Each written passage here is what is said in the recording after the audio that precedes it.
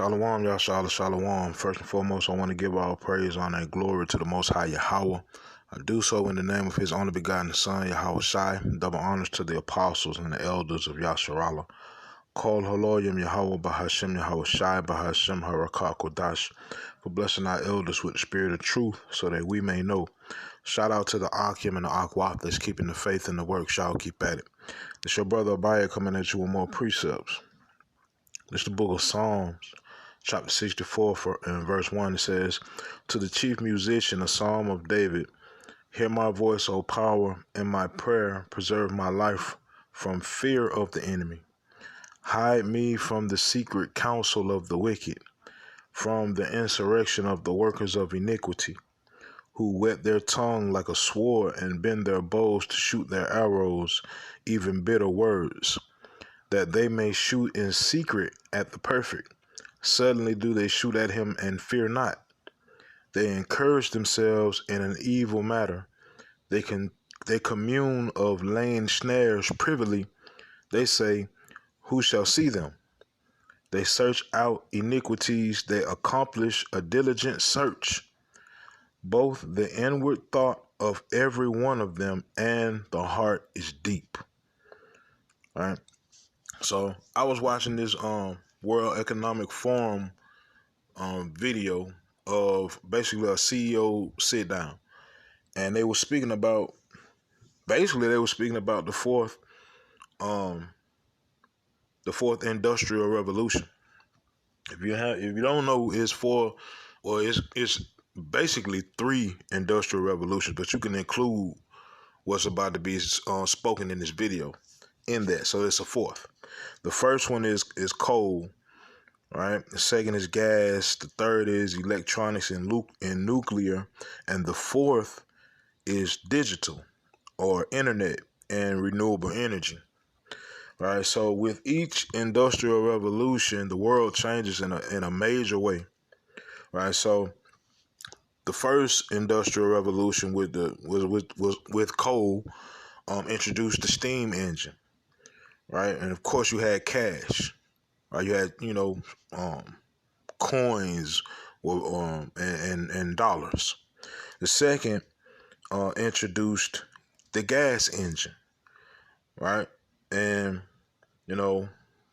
cash went from you can just have cash or you can write a check. Right. The third was more so focused on computers. So the third industrial revolution was when cars or vehicles began to have computers inside the engine. Right. And it also introduced, as far as finances go, like debit cards. Right. And this new revolution is digitizing everything. Right. Is digitizing vehicles. So think about this, right? Like right now, as we speak, you have electronic vehicles that you can plug up and drive. You can still put a little gas in it, but it's not necessary to put gas in it because you can plug the car up or the vehicle up, right? And the finance portion of it is moving from anything physical being transferred into a chip, and that chip being implanted in you, right? So it's from the vehicles to the finance to people.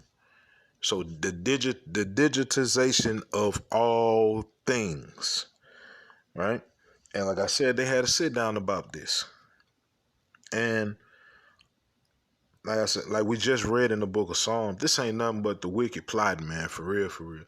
This ain't nothing but the wicked plotting on more control, right? More control of society. That's what this is all about. All right. So with that being said, I'm gonna let this video play and I'll be back. Let portions of it play and I'll be right back. Super cool. All right, let's talk about the industrial metaverse, because 24 minutes ago I said I was going to just have a slight diversion and then bring you back. What is the industrial metaverse, and do you have legs? In industrial metaverse is actually an industrial version of what we just heard. So to make it very simple, on the consumer side, I mean, you have all these augmented reality things that we are working on. On the industrial side, it means that first of all, everything that makes sense to connect will be connected, but not only that, there will be a physical world and then there will be a digital world. There will be pretty much a digital twin of everything out there on the industrial side. And what that has meant in practice, it means that a lot of the work that is currently done in the physical world will actually be modeled and sometimes implemented in the digital world. Predictive maintenance has been discussed for a long time, but now with the help of industrial metaverse, that will get significantly more advanced. We will know when the machines will fail, but not only that, the maintenance technicians will have direct real-time access through the digital world into those machines, and they will get trained in that world also. Imagine what would be a good example, a nuclear power plant maintenance engineer. It's a very complicated environment. That whole training, onboarding, and all of that can be done in the digital world, and they will be able to train all kinds of failure situations with the digital twin before they go actually into the physical world. Okay, so the nuclear power plant fails, it's a disaster. You don't want to go in, radiation is leaking, not a good situation. So you want to prevent that. So, yes, but let's say it happens. Is it conceivable that in the future you will have such a good digital twin that you'll be able to go into the metaverse, into a virtual reality world, turn a dial, pull a switch, feel around, and actually change it in the real plant? Absolutely, absolutely. And this is not far off. I mean, the physical and the digital worlds, they will grow together, and the result is exactly what you just said. This is now like we work with National Grid, which is a utility company. It's dangerous to send people out there. You have a Boston Dynamics robot with our AI on the back end going to fix power lines. One of the LNG terminals in Australia has robots in there because it's dangerous for humans to go in, and they go in and they'll turn dials. All right, so the key part of what I heard, the man said it'll be a physical world and it'll be a digital world. And basically everything that's in the physical world will be in this digital world. And that took my mind to scripture. The 2 Thessalonians chapter 2 and verse 3 says, "Let no man deceive you by any means, for that day shall not come except there come a falling away first, and that man of sin be revealed, the son of perdition, who opposeth and exalteth himself above all that is called God or that is worshipped, so that he, as God, sitteth in the temple of God, showing himself that he is God." So basically, they're designing the same thing that the Most High Yahweh Shem Yahweh Shai designed, multi-universes, because we are spirits in bodies. So it's a spiritual world that we're literally involved in a spiritual world. Everything around us, everything living around us has a spirit inside of it, right? And it's also a physical world, right? The spiritual world we can't see, but it exists. And it's also a physical world that we actually, walk about and, meet people and so forth and so on. But let me go to the book of 1 Corinthians. 1 Corinthians chapter 15 and verse 40. It says, "There are also celestial bodies and bodies terrestrial, but the glory of the celestial is one, and the glory of the terrestrial is another." So there are spiritual bodies and there are actual physical earthly bodies. There's two worlds that we living in, right? That's why you may come across somebody and they might wild out and don't even know that they wilding out. It's because of the spirit that's inside of them coming in contact with your spirit, and it controls that terrestrial body, right? Let me see. Go to verse 43. It says, "It is sown in dishonor, it is raised in glory. It is sown in weakness, it is raised in power." Talking about us, our bodies, right? Spiritual and physical. It says, "It is sown a natural body, it is raised a spiritual body." There is a natural body and there is a spiritual body. So if there's a natural body and a spiritual body, there is a natural world and a spiritual world. And like I said, this devil fully understands his future, man. This nigga knows that he done. So he really trying to extend himself. But he understand he can't do it physically because it ain't written for him to do it physically. He trying to cheat the system by creating a whole universe and downloading himself inside of that universe. Right? Like I said, man, and I bring the point out all the time. Central banks around the world are leaving the paper dollar. They are leaving paper, physical money and moving towards digital currency. You can look this up. Central banking digital currency. They trying to secure their future, right? Even with the Roe v. Wade. They know they dying more than they being born.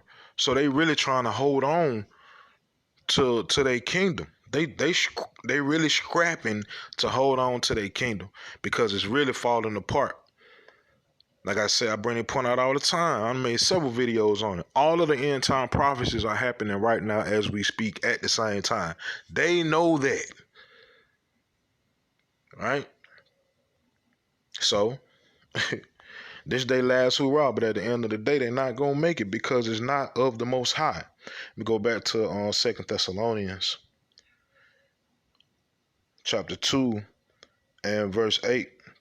It says, and then shall that wicked be revealed, whom Yahweh shall consume with the spirit of his mouth, and shall destroy with the brightness of his coming, even him whose coming is after the working of Satan with all power and signs and lying wonders. This right here ain't nothing but the work of Hashatan. Right? But you see how they presenting it to the people.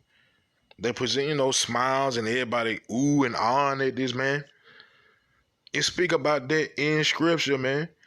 Lying wonders with all power and signs. All right. Let me see. There it gone, break. Tucker, are you hardening your industrial systems for future quantum attacks? Well, I mean, as I said, security is now inbuilt in everything. And going back to the quantum question, this will be highly relevant for the communications networks as well. Right now, we are all building 5G networks, as we know. But by the time quantum computing is maturing for commercial applications, we are going to be talking about 6G. And 6G will hit the commercial market around 2030.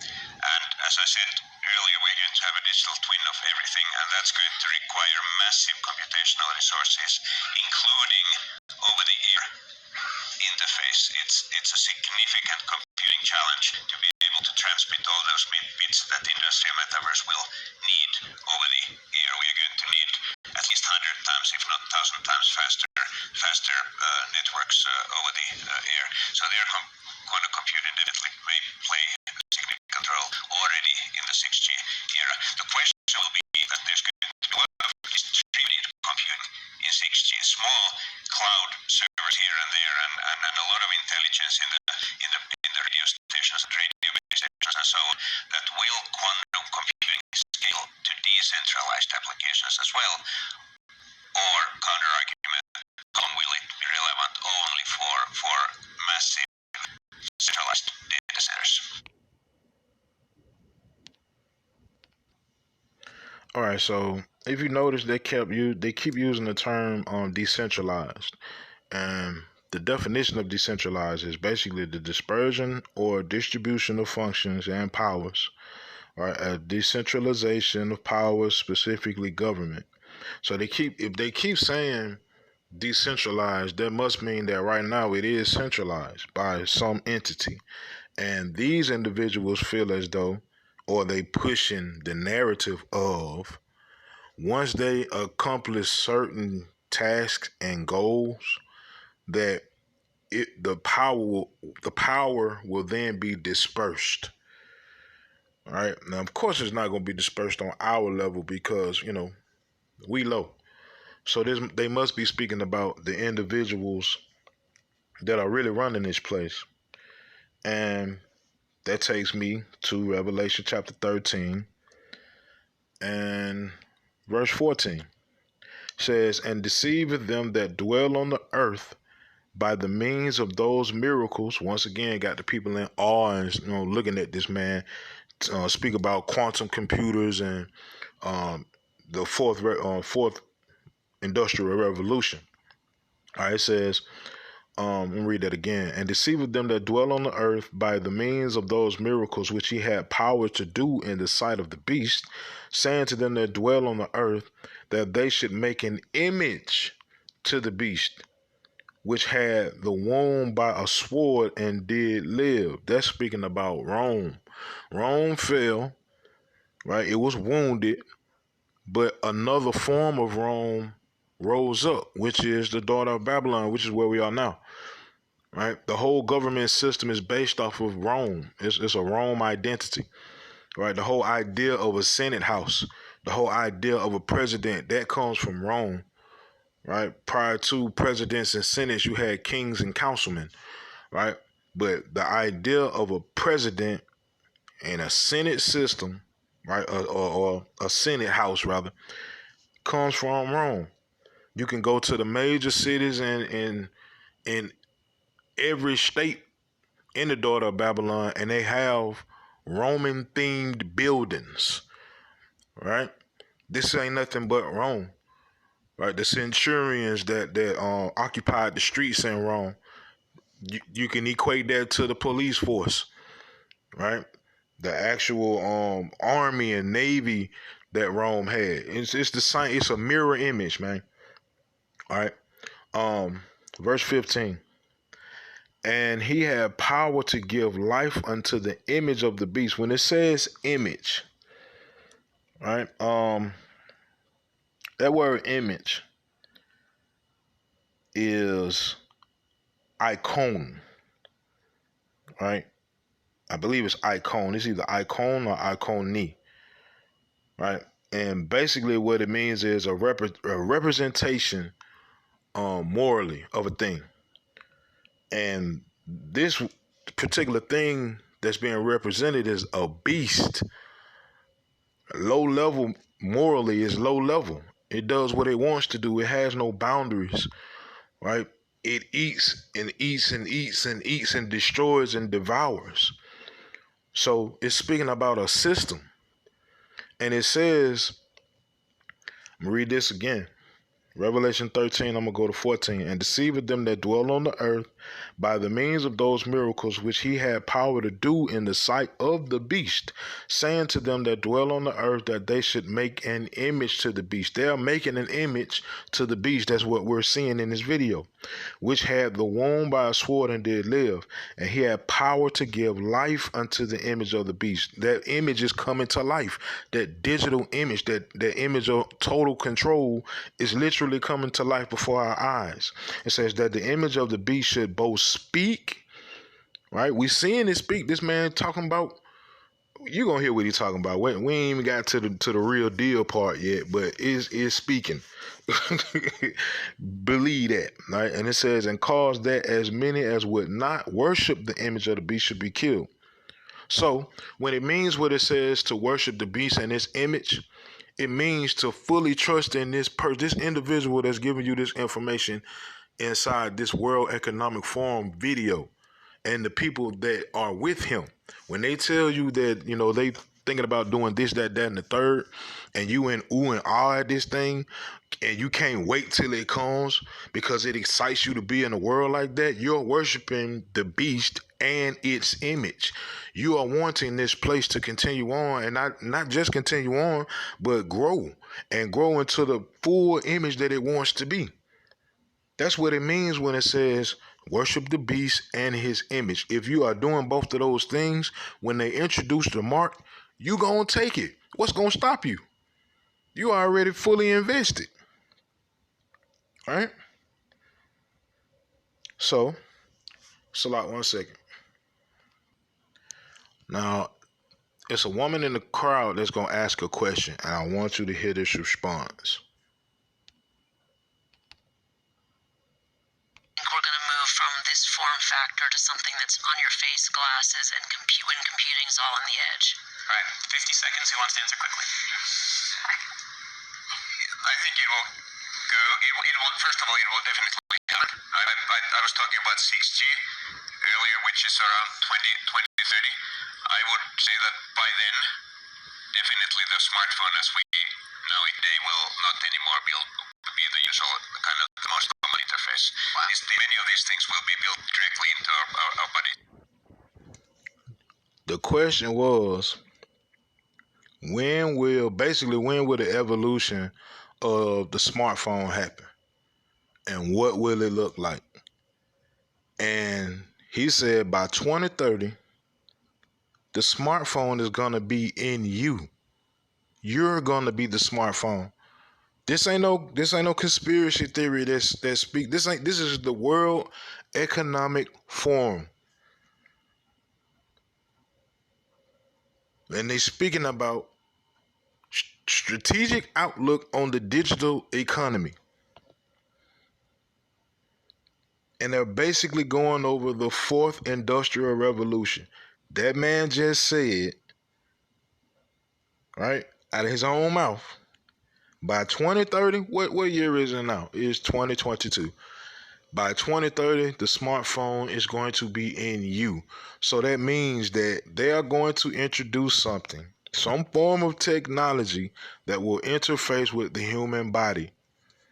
And we've been telling you what that thing is going to be for the longest. But when things sweet, don't nobody want to hear it.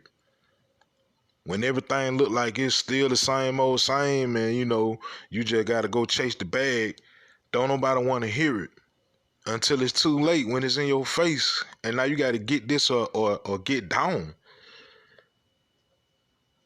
Bro, what this man is talking about is Revelation chapter 13, verse 16 through 18.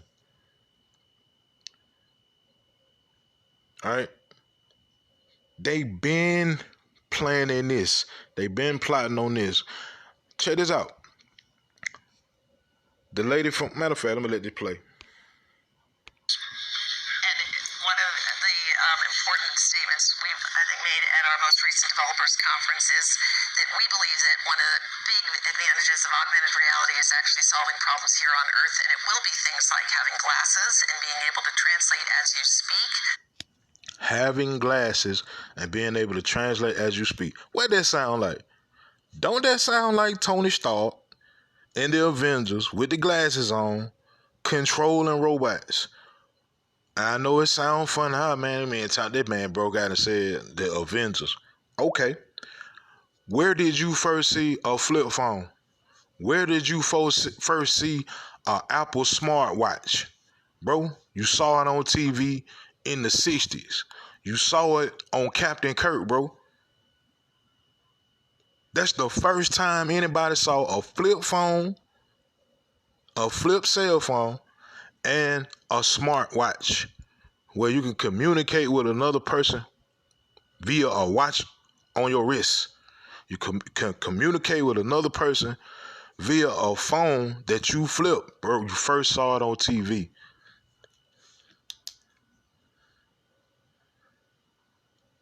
I'm telling you, man, these devils are slick, but if you don't have an eye to see or ear to hear, it'll go over your head when you see these things. It'll look like it's something that's coming out of science fiction, but science fiction is real as hell. For real. They just throw that fiction part on it to throw you off, to throw the average person off. But science fiction is real, bro. The first part of science fiction is what? Science. Hell you mean? All right? So, anyway, at the end of the day, this is the warning part of this, because they going to do this. You hear them saying this is happening. And you can't hide from this beast. You ain't no ducking under the covers and hoping that the beast don't see you. No. If you didn't pay attention to the beginning part of this video, Facebook is being used for information against you. They have been studying people via social media from its birth. That's another theme that went through this whole Sit down. The metaverse, the metaverse, the metaverse, the metaverse. And what they were saying is the metaverse is recon for information on the image of the beast. Basically. Alright? So this Revelation 14, and I'm going to end with this. Revelation chapter 14 and verse 9. And the third angel followed them, saying with a loud voice, if any man worship the beast and his image and receive his mark in his forehead or in his hand, the same shall drink of the wine of the wrath of power, which is poured out without mixture into the cup of his indignation, and he shall be tormented with fire and brimstone in the presence of the holy angels and in the presence of the Lamb, and the smoke of their torment ascendeth up forever and ever, and they have no rest day nor night who worship the beast and his image, and whosoever receiveth the mark of his name. So if you hoping on this place, you trusting in these people, please don't believe everything Pastor Pochak then told you about God love you no matter what and Jesus gonna save you, cause that's a damn lie. We just read Yahweh Shimi Yahushua gonna watch you burn and ain't gonna do nothing about it. If you worshiping the beast, you worshiping his image, and then you ultimately take that mark. There is no repentance for that. All right? So with that, knowing the time, that now it is high time to awake out of sleep.